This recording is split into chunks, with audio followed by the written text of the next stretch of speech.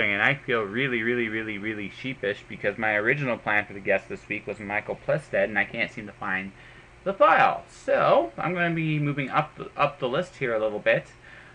This week's guest is going to be Mirror World Publishing. Just based on the fact that the guest afterwards I may have to record a couple interviews.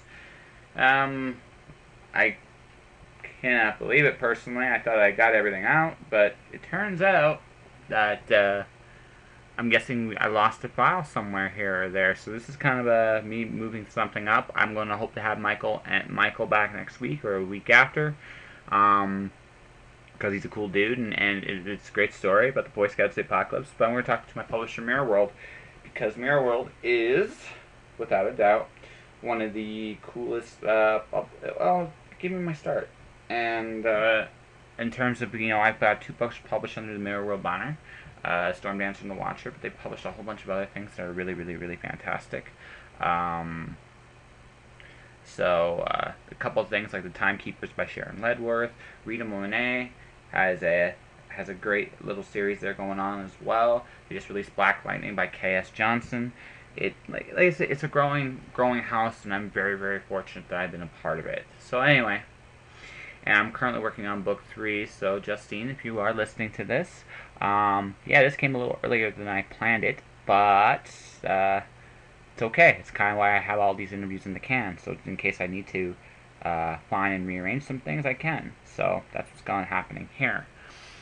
So I want to talk about a couple things. I've been purging stuff for the last little bit. Not because I necessarily have this great, strong need to purge everything. I just have too much stuff. And there's just points in your life where you need to make changes. And I'm at that point where I want to make some things happen. I have some big goals in the next couple months, so I'm going to try to do as much as I can to do it. And I have things I've done, investments I've gone with, and now I want to bring some things to fruition. And that's what's going to happen. What caused this? Well, if I were to be fully honest, a couple things. One, just someone came back into my life I didn't expect, and the way they came back surprised me. I'm not going to mention her name. She knows who she is.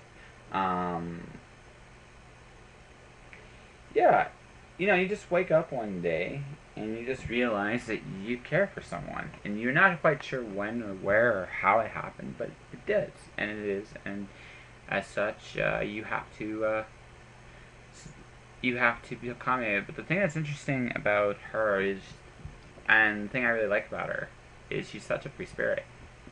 She's one of those people.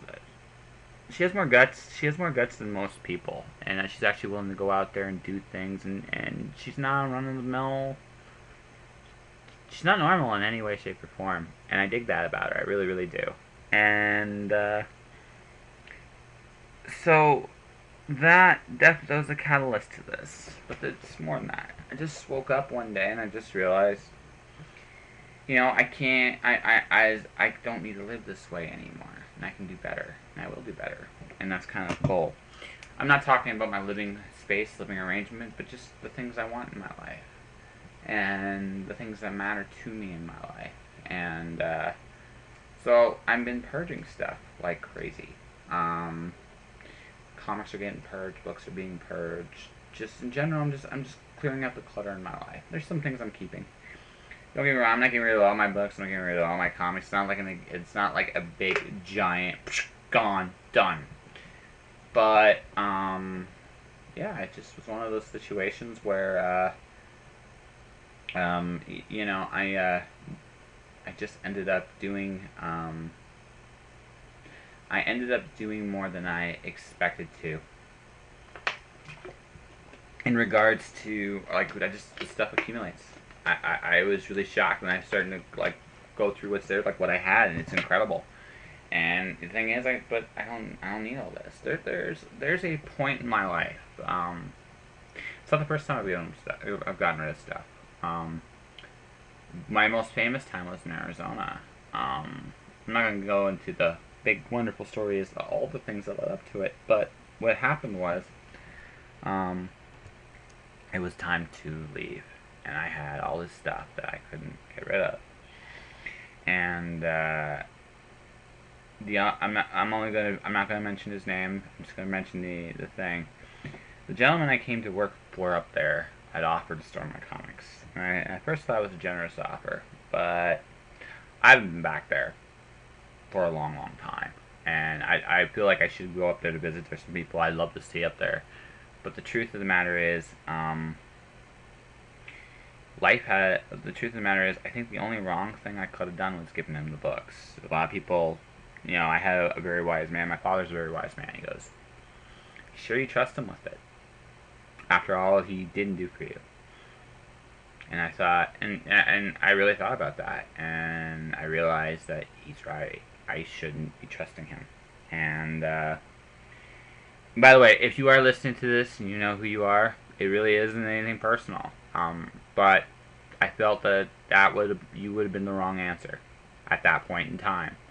Not because I don't think your heart wasn't in the right place, but I gotta go by what has happened. So if you are listening to this, sorry, bud, but but at that time, that was what I was feeling.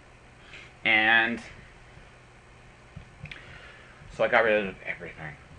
This time around, it's been a few years. This time around, it's not quite the same thing. But the important thing I've always learned is that things are things.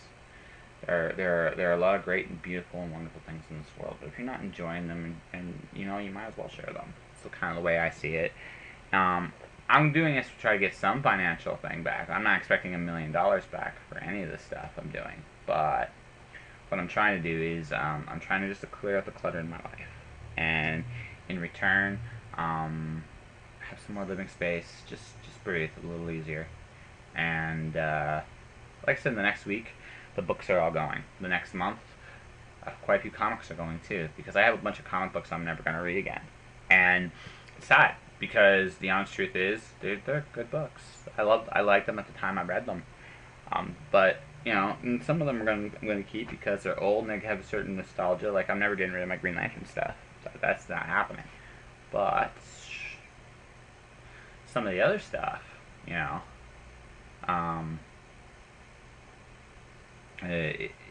I can get rid of Outcast. I like Rob Kirkman's writing. It's not bearable, but it's not really moving quickly. That is a very long form story, and I just get the feeling that I'm not gonna be into it long term. Something like Saga, on the other hand, I'm very much into. So I have graphic novels. I'm keeping stuff like Colleen Duran's Distant Soil. I'm a big fan of that series. It was a lot of fun, and it's a beautiful, beautiful read. I have Nightmare World by Dirk Manning, which is something I really admire and respect. His stuff isn't going anywhere. I got a book by Scott McCloud. I forget the name of it. Zot. Such a beautiful book. Scott McCloud's a master, and actually I was really, really fortunate to be taught by him. And I never forgot the lessons he taught me. So, actually, I should try to get him on the show, because he's one of the most creative and genius minds of our time when it comes to comic books. And having him on here is fascinating. But yeah, like I said, it's time to make some changes, and I'm looking forward to it. I'm looking forward to seeing what comes out of this. Beyond all that, though, let's get to Mirror World. Let's get to do it. Like, things are going to change, and I'm really excited that I'm doing this. So, without further ado, we now go to today's message and then Mirror World Publishing when we come back. Tired of buying t-shirts, coffee cups, and other memorabilia that all podcasts seem to have? I sincerely hope not, because I'm jumping aboard this gravy train right now. That's right. You can be the proud owner of a Just Joshing t-shirt, photographic print, and coffee cup at my Redbubble store. Redbubble has one-click ordering and will ship anywhere in North America. Check out http://worldwideweb.redbubble.com/people/jpenteloresco for more details. Hello? Hello? Oh, good, you can hear us. I can hear you guys. Can you hear me? I can hear you too. And I've already hit the record button, so anything incriminating starts right now. I mean, just so you know.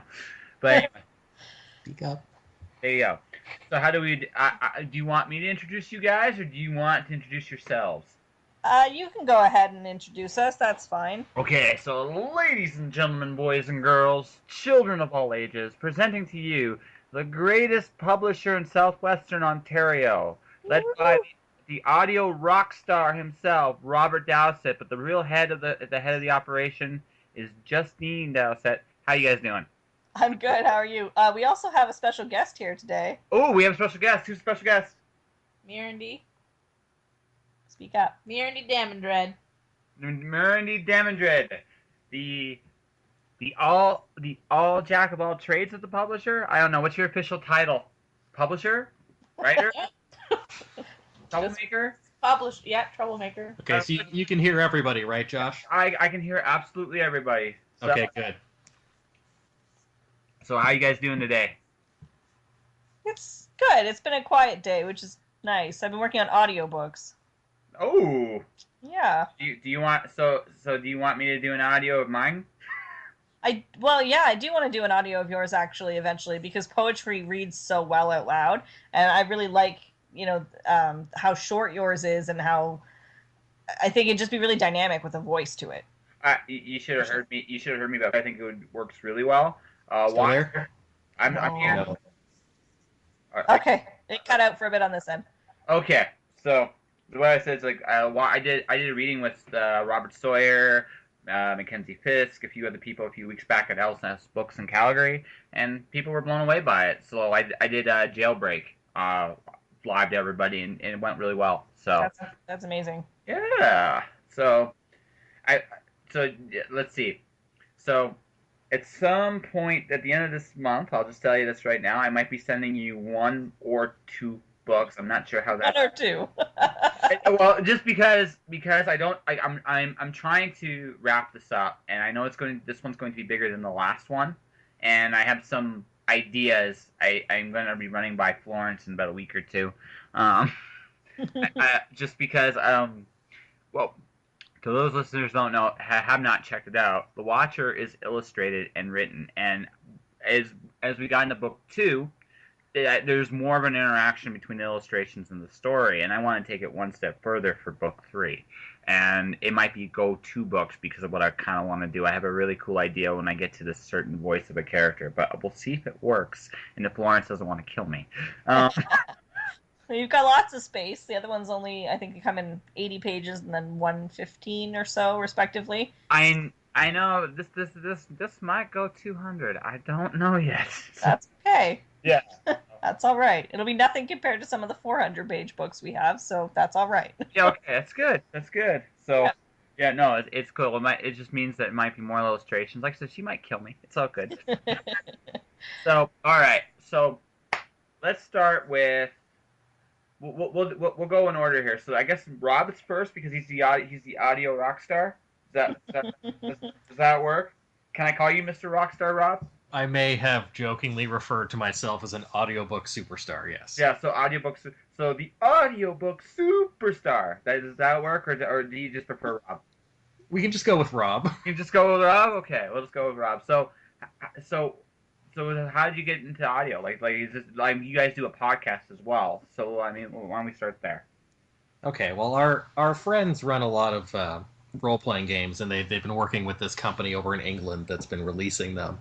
And they started doing these weekly podcasts as sort of like a playtest session for it. And then our friend Adam started up another game of his own and asked me, hey, do you want to come in and do this? Because he knew that I was a big fan of the podcast. So, every couple of weeks or so we get together and record a session. It goes maybe 3-4 hours or so for us, and then it gets, with all the editing, which I'm sure you're familiar with at this point, it gets cut down into, 20, 25, 30-minute chunks, and it sort of goes up on the website over a month and a half or so. What? You have to give them the website. The website is diceandstuff.com. Spelled like it sounds. Spelled like it sounds. Okay, so guys, it's Dice and Stuff.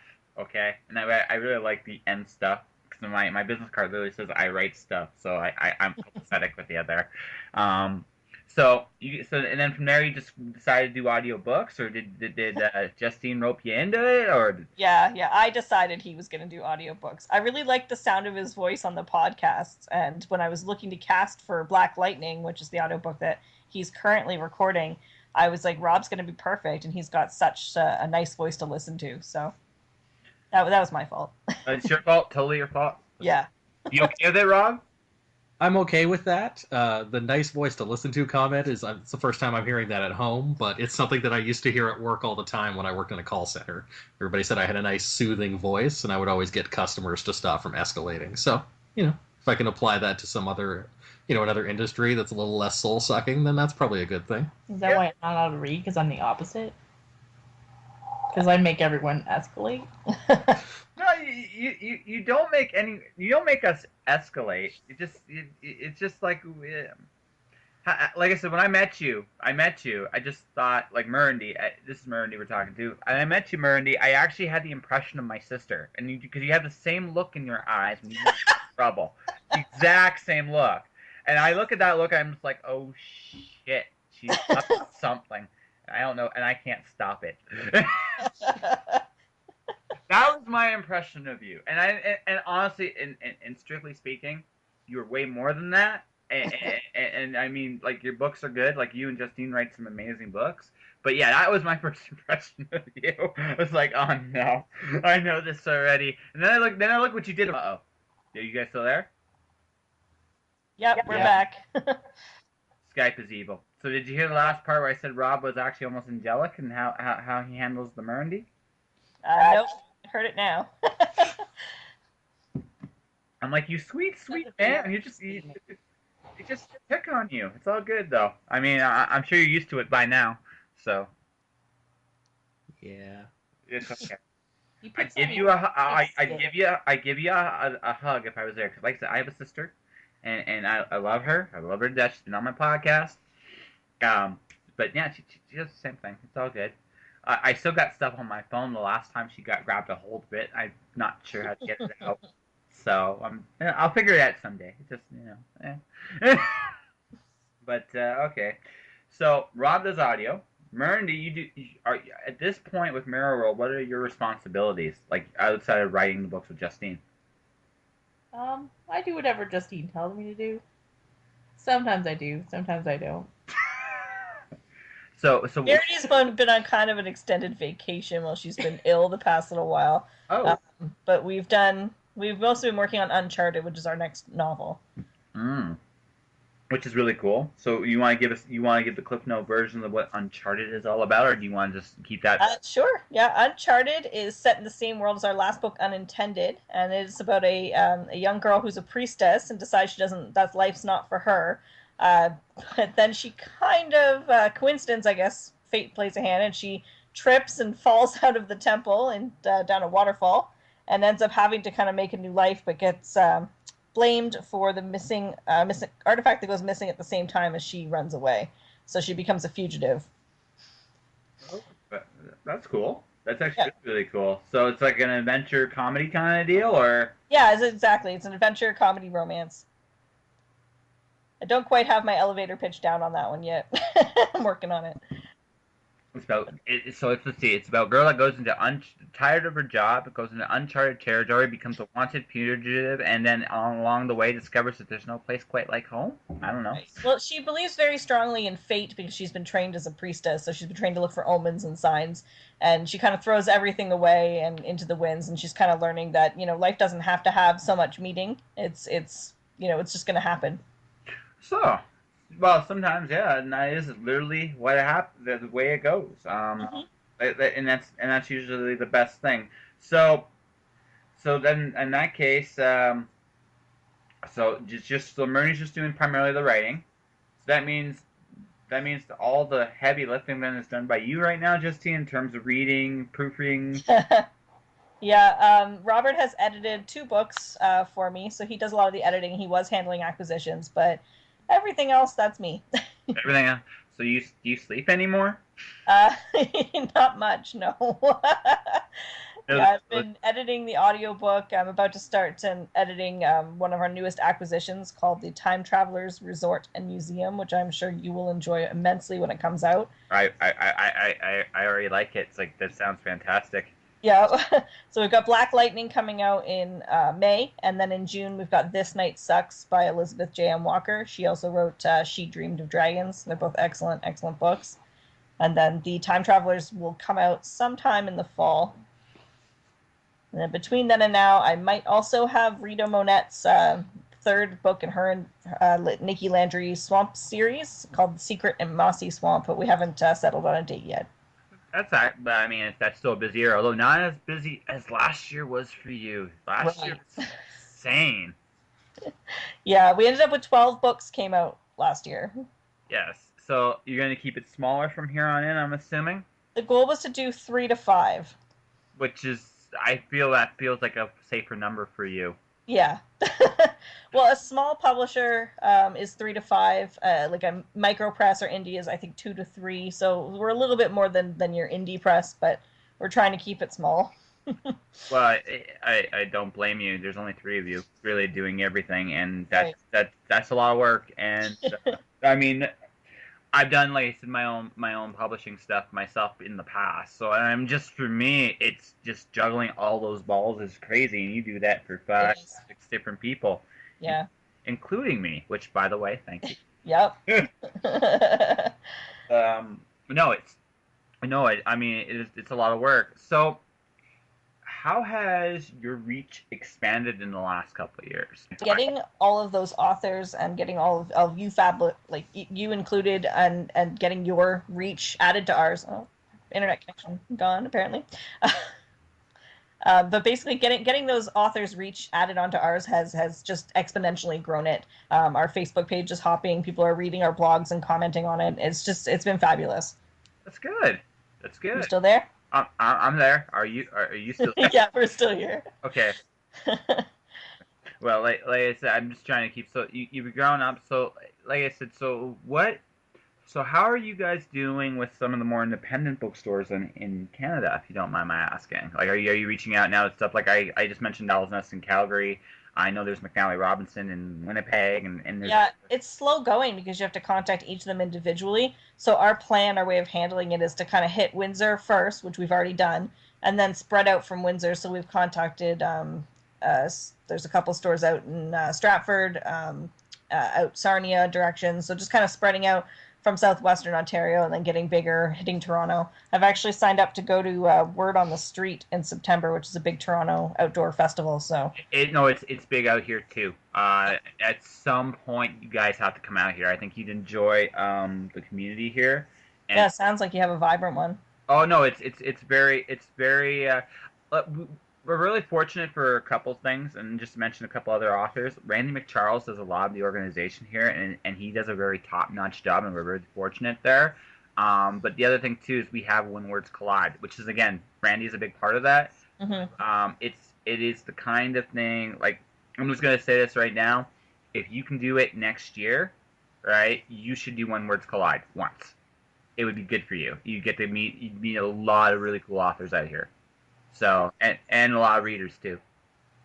Sounds good. Yeah. If you send me the dates and the website link, I will look into it. Yeah, all right. I will do that when we are off the air. So, next book. So, the official next book is Black Lightning. Black Lightning, yes. May 17th.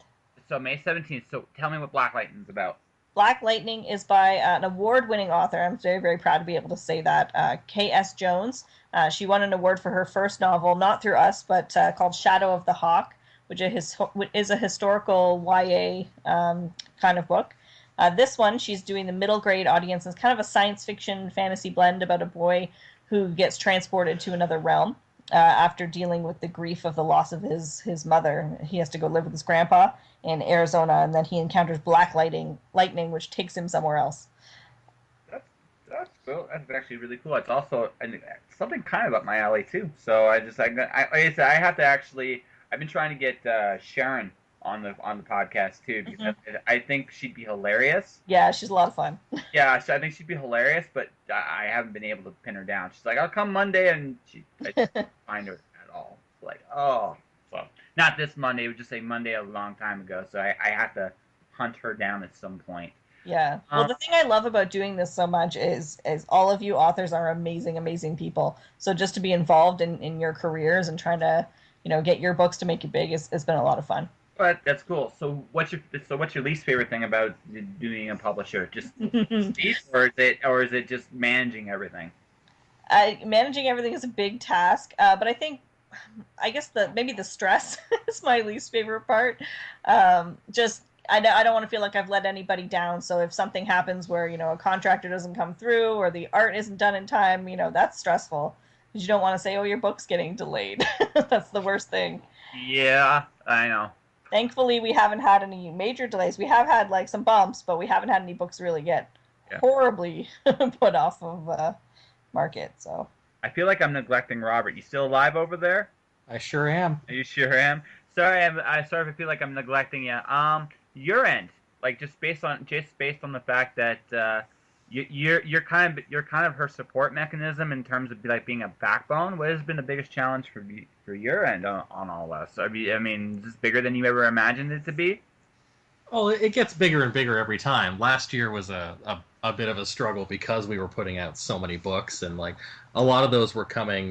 They had already been they'd been published before by Musa, so it was kind of just a process of vetting our way through them. But as we go on to this year, everything's brand new. So I do a lot of the editing, the proofreading, the content, line edits, and stuff like that. So it's just kind of just making the time for it some days. Like this year, it's been a little easier because the books up to now have been much shorter. But every once in a while we get a couple of those. Like, oh, here's 120,000 words. Off you go, and that can take a lot of your time. Like, thanks for. Sorry, what was that? I'm asking if Robert goes through the slush pile himself at this point. Yeah, he mainly handles the slush pile. I poke in there when I have time. Mm-hmm. Yeah. Okay. Is Murandy still there? Yep. So, I'm sorry again if I feel like I'm neglecting you. I'm not, because you've done like your own things of slushing and editing as well. Doing this, has this been bigger than you ever thought it would be, or? Yep. Yep. Sorry, I'm really bad at these. No.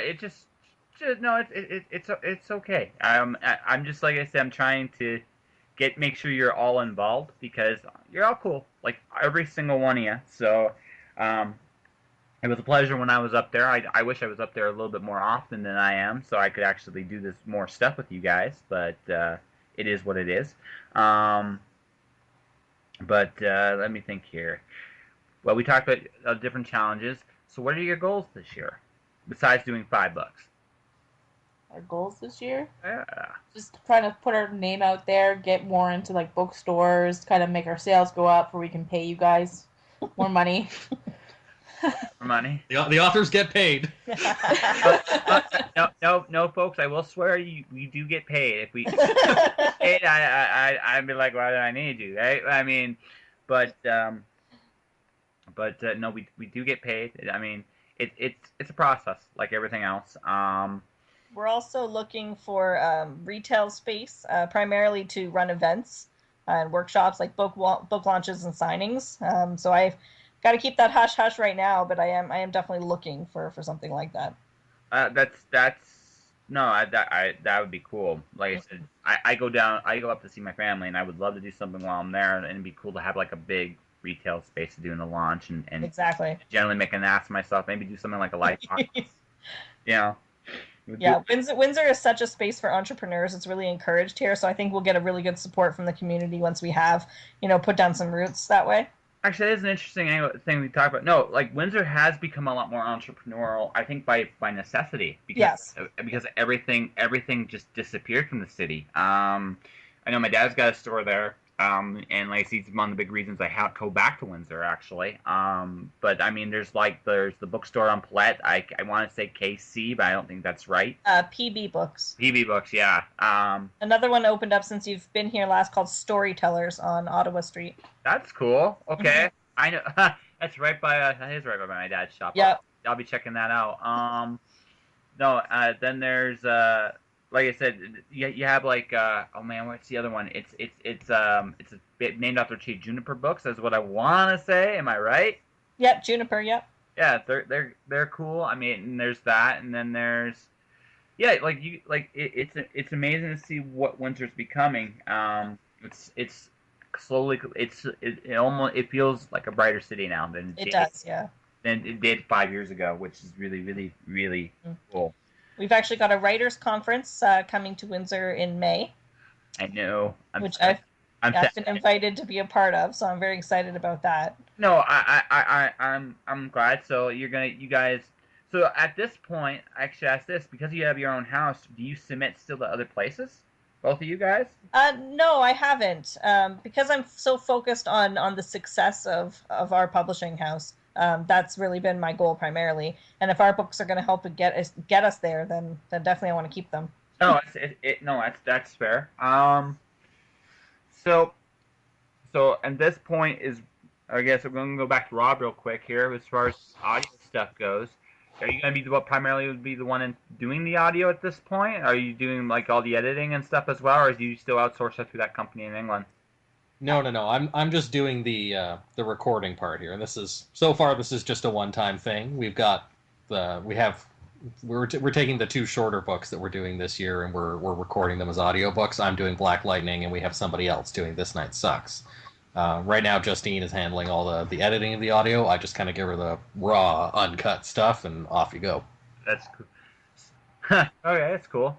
So, then back to Justine real quick then. Yep. So, okay, here's the other big learning curve thing, and I know this from doing my own stuff, is all the wonderful multimedia programs. Like, I do a lot of my work on this podcast from Audacity. And it's really... It was a learning curve, especially I did this one interview where it would just keep echoing on and on and on, and to edit all that was a real learning experience. Yeah. So what's been what programs have been your biggest learning curve? Has it been Audacity? Has it been like the stuff like InDesign? I don't know what you guys use. My biggest learning curve was back when I worked with First Stage Studios with the video game company. It was Photoshop. I didn't know a thing about art or how to manipulate it or how to do anything. So I've myself, but I had a little bit of background in Adobe Premiere, so that's what I've been using for the audiobooks. Which is something I have a little bit of experience with, so it hasn't been too challenging. So I'm gonna. Sorry, I got some bad news. I lost 10 seconds of you. Could you repeat that answer? Oh. Yeah. So what I really had trouble learning was Photoshop. But with the audiobooks, I haven't had too much of a problem. I've been using Adobe Premiere, which is something I have a little bit of background in. Right, so that's Premiere's an interesting program. I played with it when I was doing a magazine in Arizona, and I ended up we wanted to do this idea for a video. So the guy that shot the video for the magazine, he left the thing half finished, and it was brutal because nothing was consistent. It was so bad in terms of how he filmed it. It was just terrible. He had the green screen all over the place. Oh no! Which meant that, and because of it was all over the place, and it wasn't perfect in any way, set, shape, or form. What ended up happening was like when we tried to put a green screen on there, there'd be like the space someplace. Yeah. My personal favorite though was the one where he literally did half the face. Just done it. You still with me? Yep, still there. Yeah, no, I got an internet connection. Well, half the guy's body was, when we put the green screen on, disappeared. Just based on how he did. Yeah. We were like, so I remember this, me and buddy were looking at this, like, so it's actually better to just leave the green screen alone. Because the alternative was like, literally, it's the only time I've ever done a film where the green screen did not change. Because we couldn't do it. Murandy's kind of our video expert. She used to do our book trailers and that sort of thing. So you probably got some horror stories. People wearing green on top of a green screen. Awesome. It's fantastic. It's like a bubble. It's like, hey, I got a face and no body. Yes. Pretty much.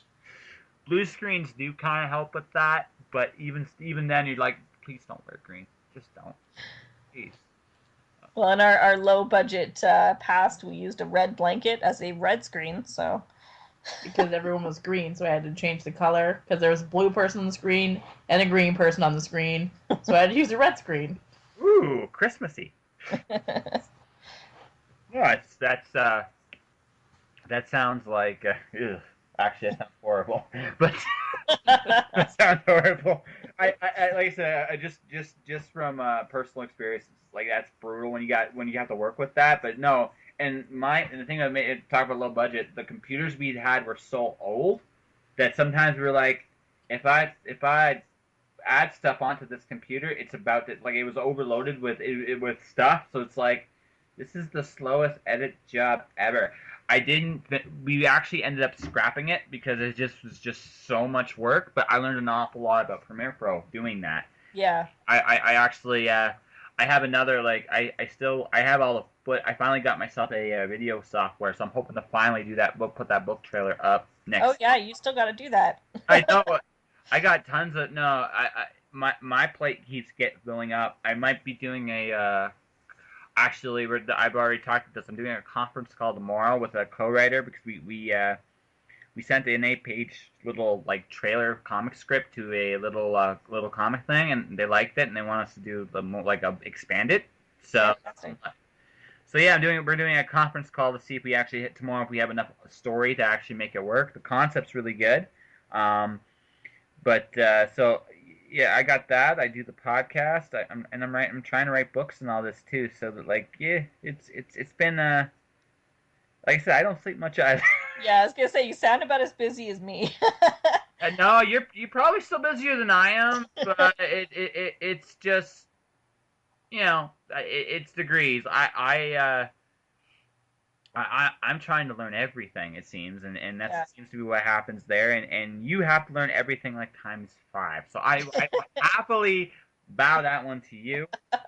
I happily do. I don't have the wherewithal to say I'm, and I'm sure, like I said, Rob and Murandy have learned quite a bit as well. So on that note, I think we got ourselves a decent half-hour conversation. I feel really bad because I feel like Rob and Murandy didn't get a lot to say. So it's okay. Yeah, no, it's all right. I just feel bad because you guys are cool too, and like I said, it's just the way the interview goes, I guess. So to everybody that wants to find you guys, Mirror World, your stuff. We'll start with Rob. We'll start with Rob's audio stuff. Just recap where the podcasts are and how. So you can find Robert. You still there? No. I'm sorry, I'm there now. Lost him in the middle of a sentence. Yeah. We'll wait till he finds his way back. All right, so we're back. We lost you in the middle of a sentence there. Yeah, I know. Skype in the axis of evil, it always seems to be these days. So, to recap, Mr. Rob, or Audio Superstar, you do a podcast, you do stuff for Mirror World, so why don't we start with promoting your podcast, and then you work on Mirror World to end it with you, and then then I'll go to Murandy, and I'll go to Justine. So, Rob, what are you doing? How often does it happen? The podcasts, you can find them at diceandstuff.com. They put up somewhere between 2 and 3 files a week, but those are all different games. I'm in a game called Humeon, which is kind of like a post-apocalyptic sort of thing. It's sort of got shades of Terminator in it. It's a bunch of people, genetically modified soldiers fighting a war against evil robots. It's some good fun. Mirror World, I mostly handle acquisitions and editing. You can just kind of find us all on mirrorworldpublishing.com. All right, and Murandy, so what's your next release? Well, the next release is Black Lightning for the whole company. Yeah. Yep, and pretty much just www.mirrorworldpublishing.com. And there's also a web store attached to that, so you can buy all our awesome books. That's right. Are awesome and made it. Anyway. Murandy's being modest. We don't know when Uncharted's coming out yet because we just finished the first draft last night. So we're working on that. Should see it early 2017. And then if you want to find me, I handle, mirrorworldpublishing.com, but I also handle our blog, which is mirrorworldpublishing.wordpress.com. So you can find us there, or on Facebook, www.facebook.com/mirrorworldpublishing. All right, and I think we have a wonderful, amazing interview. So thank you guys very much. 1 second here. And that was Mirror World Publishing. Check out their work. They have some really, really cool books. Like I said, I like the Timekeeper series. Personally, it's kind of a secret little favorite of mine. I still want to get Sharon Ledwith on my publisher at some point or another because that would be awesome. She's like a big kid at heart. And I get the feeling we'd be talking about a lot of things. Rita Monet and Amber Marr are really, really talented authors in their own right as well. You should check out their stuff. Like I said, Soul of the Coliseum is the other big one I have not read. Adam Gaylord's Soul of the Coliseum, and I want to pick that up. They publish a really cool, eclectic bunch of books, including me, and I always will be grateful for Justine and Murandy for making this happen.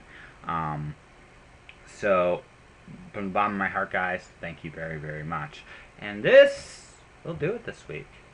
Next week, I might even take a picture of my room so you can actually see all the damage I've undone. Because quite a bit of damage needed to be undone. And with this house and where it is and where it's at. And that's good. I'm really happy to see that things are going in the right direction. But now, I'm off to Right Club. And I don't talk about Right Club. So, so on that note, guys, be good to each other. Stay inspired. Pursue your dreams. I'm going to actually end tonight on a quote I actually saw. I went to the Bodyworks thing at Spark this week, and the thing I got out most out of it, besides looking at the really interesting plasticine body parts and art and stuff like that, it was the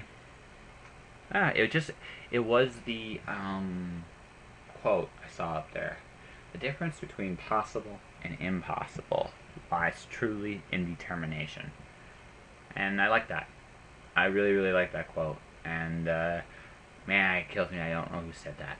But it's fantastic. So, guys, be determined, be driven, be passionate.